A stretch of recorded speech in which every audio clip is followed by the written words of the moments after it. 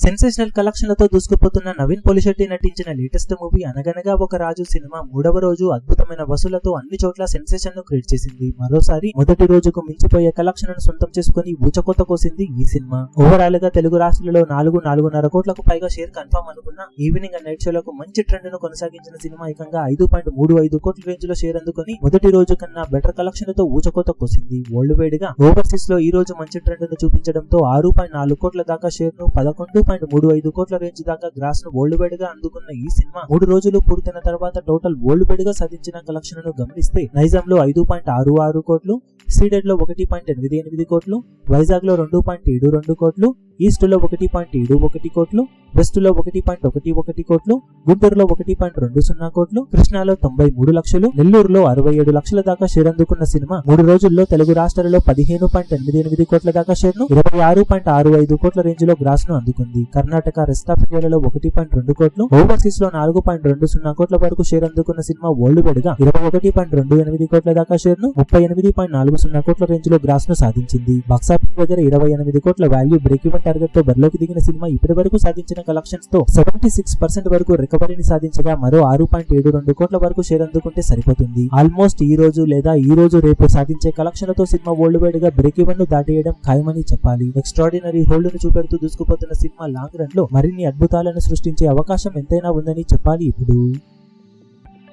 ఈ వీడియో మీకు నచ్చినట్లయితే లైక్ చేయండి, షేర్ చేయండి, ఛానల్ ను సబ్స్క్రైబ్ చేయడం మాత్రం మరవకండి. ఏ చిన్న అప్డేట్ ను మిస్ అవ్వకూడదు అనుకుంటే బెల్ ఐకాన్ ను ప్రెస్ చేయండి.